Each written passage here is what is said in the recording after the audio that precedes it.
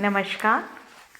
आज हम जिस व्याख्यान को पढ़ने जा रहे हैं वह है अभिजात वर्ग के परिभ्रमण की अवधारणा। यह परेटो ने अवधारणा दी है। परेटो ने यह बताया कि प्रत्येक समाज में ऊंच नीच के संस्करण का आधार होता है।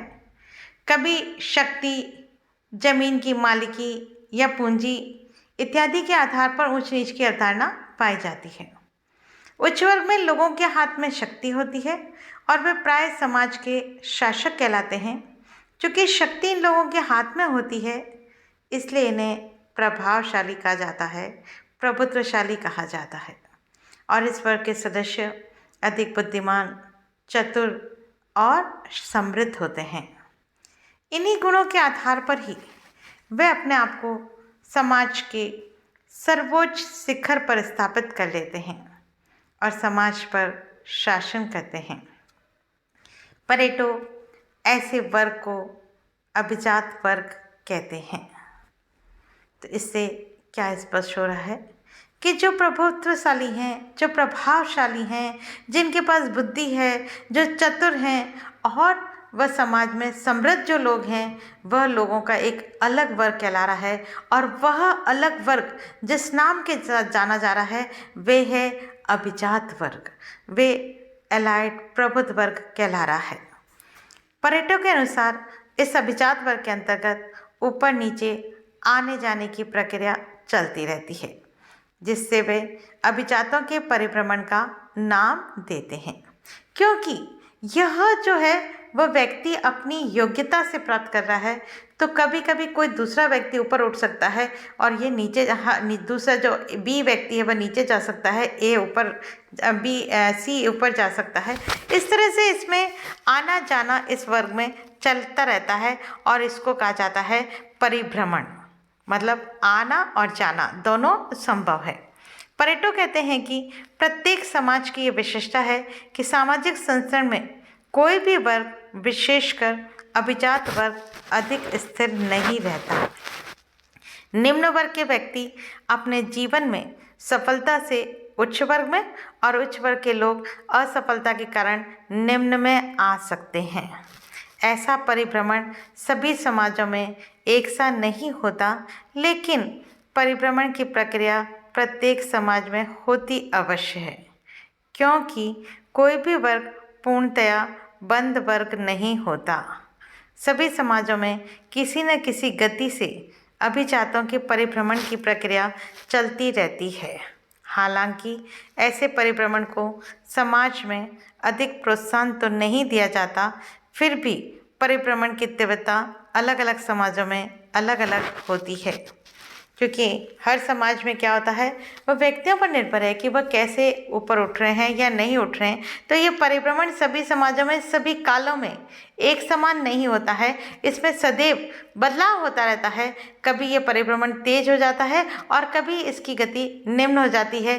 कई बार राजनीतिक स्तर के आधार पर इसमें बदलाव आता है, कई बार आर्थिक स्तर के आधार पर बदलाव आता है। तो इसके स्वरूप में बदलाव और परिवर्तन समय अनुसार होता रहता है। हालांकि ऐसे परिभ्रमण को समाज में अधिक प्रोत्साहन तो नहीं दिया जाता, फिर भी परिवर्तन की तीव्रता अलग अलग समाजों में अलग अलग होती है। परंतु ये गति होती अवश्य है, ऐसा नहीं है कि हमेशा स्थिर रहे, इसमें बदलाव जरूर होता है। परेटो कहते हैं कि उच्च वर्ग का निम्न वर्ग में और निम्न का उच्च वर्ग में आने जाने की प्रक्रिया के 3 प्रमुख कारण हैं। पहला, कोई भी वर्ग पूर्णतया बंद नहीं होता। दूसरा, अभिजात वर्ग के अधिकारी जो शक्ति के अधिकारी होते हैं, यही शक्ति उन्हें भ्रष्ट कर पतन की ओर ले जाती है। तीसरा, निम्न वर्ग में भी बुद्धिमान, चतुर व समर्थ व्यक्ति होते हैं जो कि ऊपर की ओर चढ़ते जाते हैं। तो इस तरह से ये 3 ऐसे कारण हैं जिनके कारण यह परिभ्रमण की प्रक्रिया चलती है। जैसा कि हमने अभी बताया कि समाज में अभिजात वर्ग प्रभावशाली वर्ग होता है और इसी के हाथ में क्या होता है, शक्ति होती है, प्रभुत्व होता है और वह सत्ताधारी कहलाता है। परंतु वे परिस्थितियां जिन पर यह निर्भर होता है बदलती रहती हैं। अभी हमने ये भी बात पढ़ी कि इनमें बदलाव हो सकता है। जैसी परिस्थितियां हैं उसके अनुसार लोगों का प्रभाव घटता और बढ़ता रहता है। जब किसी नई शक्ति का उदय होता है तब एक नए अभिजात वर्ग का जन्म होता है और पुराना जो अभिजात वर्ग होता है वो क्या होता है, धीरे धीरे पतन की ओर, मतलब खत्म होने लगता है, उसकी ओर बढ़ने लगता है और अंत में नष्ट हो जाता है। इसी आधार पर हम परेटो कह रहे हैं कि अभिजात वर्ग अधिक दिन तक स्थिर या जीवित नहीं रहते, बल्कि उनका नाश ही उनकी विधि लिपि है। एथेन के शासक अभिजात वर्ग बिना अपना वंशज रखे ही समाप्त हो गए। इस प्रकार की प्रवृत्ति का फल इस वर्ग में यह होता है कि अभिजातों की संख्या दिन प्रतिदिन घटती है और जो स्थान रिक्त हो जाता है उसे भरने के लिए निम्न वर्ग के लोगों में से कुशल व समर्थ लोगों को ऊपर जाने का अवसर मिलता है। इस तरह निम्न वर्ग अभिजात वर्ग में पाई जाने वाली कमी की पूर्ति करता है।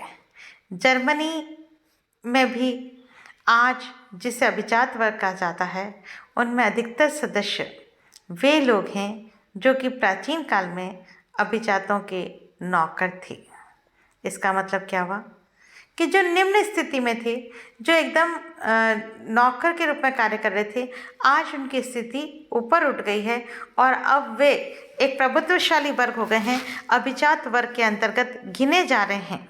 और इससे स्पष्ट हो रहा है कि वर्ग का नाश उसकी संख्या में निरंतर कमी होते रहने के कारण या उन लोगों के गुणों की समाप्ति के कारण रिक्त हुए स्थानों को निम्न वर्ग के सदस्य भरते रहते हैं। संक्षेप में परेटो कहते हैं कि अभिजात वर्ग समाज का शासन करते हैं, परंतु वे अपनी कब्र को स्वयं खोदते हैं। इसलिए परेटो ने कहा है, इतिहास कुलीन तंत्र का कब्रिस्तान है। मतलब जब उनमें जो अभिजात वर्ग है वह अपने ही पतन का जो है बीज खुद रखता है, क्योंकि उसमें इस तरह का घमंड आ जाता है, वो बहुत अधिक शोषण करने लग जाता है, तब उसका नाश होना निश्चित हो जाता है और निम्न वर्ग के द्वारा उसका विरोध किया जाता है और अपने आप को ऊपर उठाने का प्रयास किया जाता है, तब वह स्वतः समाप्ति की ओर बढ़ता है। उपयुक्त व्याख्या से स्पष्ट होता है कि परेटो के अनुसार अभिजात वर्ग का पतन तथा निम्न वर्ग का उत्थान या ऊपर की ओर चढ़ना हर समाज में निरंतर चलता रहता है और हम इसे ही बार बार हम कह रहे हैं कि ये क्या है, अभिजात वर्ग का परिभ्रमण। हालांकि अभिजात वर्ग इस परिभ्रमण के पक्ष में नहीं होते, वे किसी और को अपने से ऊपर नहीं उठने देना चाहते हैं, बदलाव नहीं करने देना चाहते हैं, लेकिन निम्न वर्ग के लोग जिन पर अभिजात वर्ग के लोगों का प्रभुत्व होता है निरंतर अपने आप को ऊपर उठाने का प्रयास करते हैं और धीरे धीरे वे क्या होते हैं, अभिजात वर्ग में आ जाते हैं, जिससे अभिजातों की प्रतिष्ठा और शक्ति दोनों घटती है। इसलिए अभिजात वर्ग इस तरह के परिभ्रमण को रोकने का भरपूर प्रयास करते हैं और कई बार तो रोकने के लिए उचित या अनुचित साधनों को अपनाने में भी हिचकिचाहट नहीं करते। अभिजात वर्ग के लोगों को अपनी प्रतिष्ठा और शक्ति से इतना मोह हो जाता है कि वे अपने को उससे जकड़े रहना चाहते हैं और वे नहीं चाहते कि उनकी स्थिति बदले, इसलिए शक्ति या बल का भी प्रयोग करते हैं। अभिजात वर्ग के लोगों की कि शक्ति या बल का प्रयोग उनके लिए अत्यंत हानिकारक होता है। परेटो का विश्वास है कि इससे पुराने कुलीन तंत्र का अंत तथा उसके स्थान पर नए कठोर सैनिक कुलीन तंत्र का जन्म अवश्य ही होकर रहेगा। नई कुलीन तंत्र व्यवस्था का निर्माण निम्न वर्ग के लोगों के द्वारा ही होगा। अभिजात वर्ग के परिभ्रमण को भारतीय पृष्ठभूमि पर भी हम लागू करके देख सकते हैं कि यहाँ जाति व्यवस्था में ब्राह्मणों की स्थिति जातीय संस्करण में सर्वोच्च थी, इस कारण उनकी प्रतिष्ठा थी। ब्राह्मण अपनी सर्वोच्चता के कारण ही राजाओं को सलाह देते थे, आज्ञा भी देते थे और उनका शब्द एक तरह से ईश्वर के द्वारा किया गया शब्द कहलाता था। या दूसरे शब्दों में हम यह कहें कि ब्राह्मण शासक वर्ग तक को नियंत्रित करने वाले होते थे। धार्मिक सामाजिक क्षेत्र में भी उनके पास अत्यधिक शक्ति होती थी और इसके विपरीत शूद्रों की स्थिति जातीय संसार में सबसे निम्न मानी जाती थी और इस निम्नता के कारण उन्हें विभिन्न सामाजिक, धार्मिक, आर्थिक, राजनीतिक क्षेत्रों में निर्योग्यताएं प्राप्त थीं। लेकिन धीरे धीरे शूद्रों की सामाजिक स्थिति ऊपर की ओर उठती गई और वे कानूनी अधिकार प्राप्त करके ब्राह्मणों की बराबरी तक पहुंच गए। वे उच्च अफसर, मंत्री, विधानसभा के सदस्य इत्यादि हो गए और वहीं दूसरी ओर ब्राह्मणों की शक्ति का ह्रास हो गया और उनका प्रभुत्व पर्याप्त घट गया। वे अपने पहले की बुद्धिमत्ता, कुशलता, सामर्थ्य व शौर्य को खोकर धीरे धीरे नीचे की ओर आ गए। इस तरह उनका पतन हुआ व निम्न जाति के लोगों का उत्थान हो गया। इस प्रकार भारत में भी सामाजिक पृष्ठभूमि में ऊपर से नीचे, नीचे से ऊपर आने जाने का परिभ्रमण हो रहा है और भारत में अभिजात वर्ग के परिभ्रमण का यह सर्वश्रेष्ठ उदाहरण हो सकता है। इस तरह से परेटो ने हमें यह समझाया कि अभिजात वर्ग जो होता है वह एक सबसे ऊपर वाला वर्ग होता है, अर्थात प्रभुत्वशाली वर्ग होता है, लेकिन ये सदैव एक समान नहीं रहता, इसमें बदलाव आता रहता है। नीचे का वर्ग ऊपर आ सकता है, ऊपर का नीचे, इस तरह का बदलाव सामान्यतः हर समाज में चलता रहता है और वही बदलाव जो कहलाता है अभिजात वर्ग का परिभ्रमण। और हमारे समाज में भी हमारे समाज अर्थात भारतीय समाज में भी हमने देखा कि जाति के आधार पर जो जातियां पहले सर्वश्रेष्ठ मानी जाती थीं, आज उन्हीं के समान निम्न जाति के व्यक्तियों ने अपनी योग्यता के आधार पर अपने आप को ऊपर उठा लिया है और वह भी एक अफसर और मंत्री हो गए हैं, जो कि इन ब्राह्मण जाति के साथ का साथ अपना उनसे भी उनके अंडर में, उनके अधीन ब्राह्मण जाति का व्यक्ति कार्य करता है। तो इस तरह से जाति का महत्व नहीं होकर योग्यता के आधार पर व्यक्ति की परिस्थिति में बदलाव आता है। धन्यवाद।